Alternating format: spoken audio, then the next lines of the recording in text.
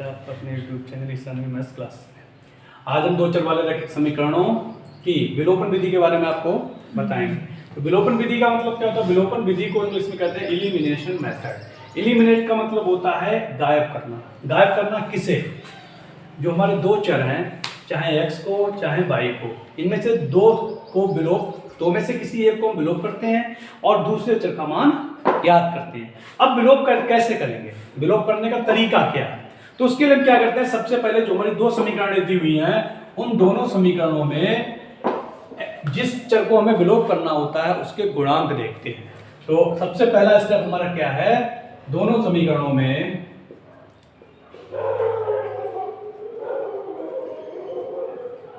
विलोप करने वाले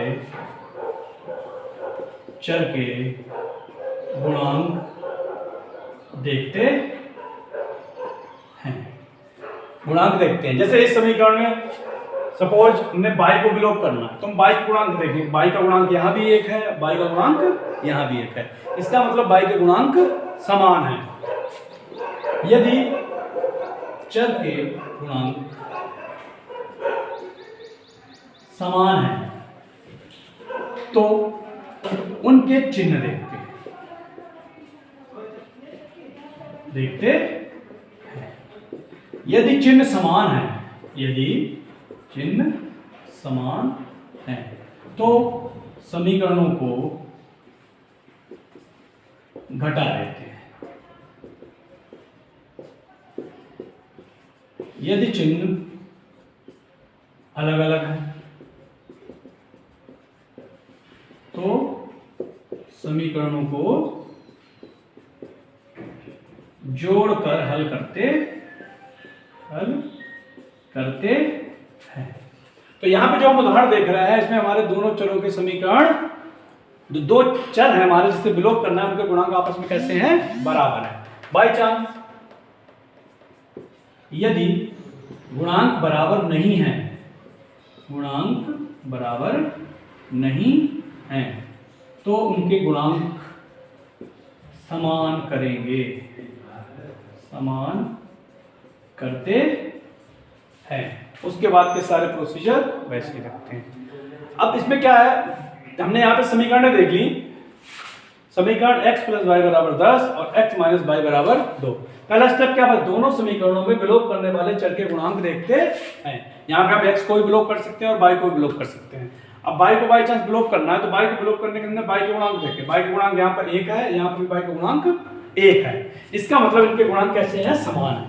जब गुणांक समान हो गए तो समान होने के बाद उनके चिन्ह देखते हैं। पहली समीकरण में y का चिन्ह है प्लस, दूसरी समीकरण में y का चिन्ह है माइनस। इसका मतलब इनके चिन्ह आपस में समान नहीं है। यदि चिन्ह समान है तो समीकरणों को घटा देते हैं, यदि चिन्ह समान नहीं है तो उन्हें जोड़ देते हैं। अब यहाँ पे देखो y का चिन्ह प्लस है, y का चिन्ह माइनस है। इसका मतलब आपस में चिन्ह समान नहीं है तो इन्हें क्या कर देंगे? जोड़ने पर जब जोड़ेंगे तो प्लस का y माइनस का y आपस में क्या हो जाएंगे? कैंसिल हो जाएंगे। x में x जोड़ेंगे कितना हो जाएगा? 2x, और 10 में 2 जोड़ेंगे कितना हो जाएगा? 12। x बराबर हो जाएगा 12/2, 2 × 12, x बराबर 6। समीकरण 1 में रखने पर तो रख दो x + y = 10। तो यहां से x + y = 10 हो गया तो x का मान कितना? 6 + y = 10, तो y बराबर हो जाएगा 10 - 6। y बराबर 10 में से 6 गए 4, तो x बराबर 6 तथा y बराबर 4। ये x बराबर 6 y बराबर 4 हमारी कौन सी विधि से है? विलोपन विधि से। अब विलोपन विधि से, इस विलोपन विधि में क्या था? जो हमारे x और y थे इनके गुणांक आपस में कैसे थे? बराबर थे। अब इसे हम x को भी एलिमिनेट कर सकते थे। अगर x को एलिमिनेट करेंगे तब भी आंसर यही आएंगे। अब इसमें क्या था? इसमें हमारे x और y के गुणांक आपस में बराबर थे। अब हम एक उदाहरण ऐसा लेंगे जिसमें हमारे x और y के गुणांक आपस में बराबर नहीं होंगे। जैसे एक उदाहरण मैं लिखता हूं।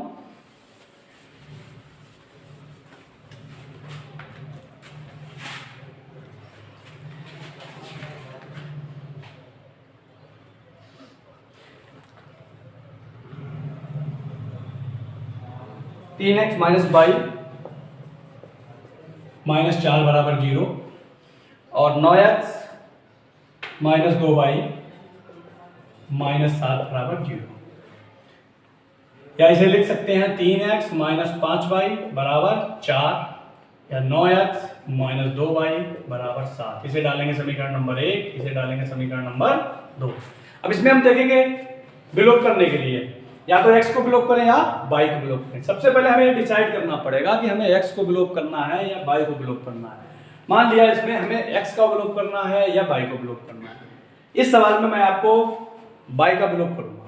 y का विलोप करने के लिए हमें क्या करना पड़ेगा? सबसे पहला काम क्या है? चर के गुणांक देखते हैं, तो हमें y के गुणांक देखने पड़ेंगे। y के गुणांक यहाँ 5 है, यहाँ पर 2 है। 5 और 2 आपस में समान नहीं है, तो समान नहीं है तो इन्हें समान करना पड़ेगा। इसका मतलब इसे समीकरण को 2 से गुणा करनी पड़ेगी, इस समीकरण को 5 से गुणा करनी पड़ेगी। तो क्या लिखोगे? समीकरण 1 को गुणा 2 तथा समीकरण 2 गुणा 5। तो करते हैं गुणा। 2 तिया 6x -5 दूनी 10y 4 दूनी 8। इसे 5 से गुणा करेंगे। 5 से 45x -5 दूनी 10y बराबर 7 पंजे 35। ये समीकरण हो गई। अब इसके बाद देखा गुणांक हमारे बराबर हो गए, गुणांक बराबर हो गए। गुणांक बराबर होने के बाद हम क्या देखेंगे? चिन्ह। इसमें भी 10y का चिन्ह माइनस का, इसमें 10y का चिन्ह माइनस का। दोनों चिन्ह कैसे हैं? समान है। समान है तो इन्हें आपस में क्या कर देते हैं? घटा देते हैं। देखो दोनों में चिन्ह समान है, समान है तो जो घटाएंगे, जब हम घटाएंगे तो नीचे वाले जो समीकरण उसके सारे चिन्ह बदल जाएंगे। ये माइनस हो जाएगा, ये प्लस हो जाएगा, ये माइनस हो जाएगा। अभी माइनस प्लस कट जाएंगे। यहाँ पे माइनस के 45 प्लस के 6 कितने बचेंगे? 39 x। इधर माइनस के 35 प्लस के 8, 15 में से 8 गया 7, यहाँ बचे 2, कितने बचे? माइनस के 27। x बराबर -27 बटे माइनस के 39। काट देंगे। 3 × 27, 3 × 3, 3 तिया 9। x का मान आ गया 9 बटे 13। x का मान आया, इसे हम किस में रख दें? किसी भी एक समीकरण में रख सकते हैं। तो x का मान समीकरण 1 में रखने पर रख दो। 3x -5y बराबर 4। 3x की जगह कितना? 9 बटे 13 -5y बराबर 4, माइनस के 5y बराबर 4। ये उधर जाएंगे माइनस के 9 तिया 27 बटे 13 माइनस के 5y। एलसीएम लेंगे यहाँ पे 13 1 का 13, 13 चौक 52 -27 -5y। 52 में 27 के 12 में से 7 के 5, 4 में से 2 गए 2 बटे 13। तो y बराबर 25 बटे 13 गुणा माइनस के 5, 5 पंजे 25। y बराबर आ गया माइनस के 5 बटे 13।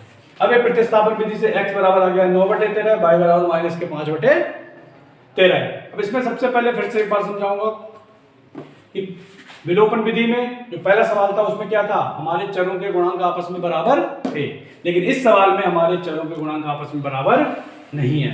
तो जब भी गुणांक के आपस में बराबर नहीं होंगे तो पहले हम इन्हें आपस में क्या करेंगे? बराबर करेंगे। आपस में बराबर करने के लिए क्या किया? इसमें y को हमने एलिमिनेट किया। y को एलिमिनेट करने के लिए क्या किया? गुणांक बराबर नहीं है। जब गुणांक बराबर नहीं है तो उन्हें हमने पहले क्या किया? बराबर किया। 5 को 2 से गुणा करेंगे तभी हो जाएगा 5 दूनी 10। 2 को 5 से गुणा करेंगे तो हो जाएगा 2 पंजे 10। जनरली क्या करते हैं? इसके गुणांक से उस समीकरण को गुणा कर देते हैं, उसके गुणांक को इस समीकरण से गुणा कर देते हैं। तो जब करेंगे तो 2 को 3 से गुणा 6x, 2 की 5 से गुणा 10y, 4 दूनी 8, 5 में 45x -5 दूनी 10y बराबर 35।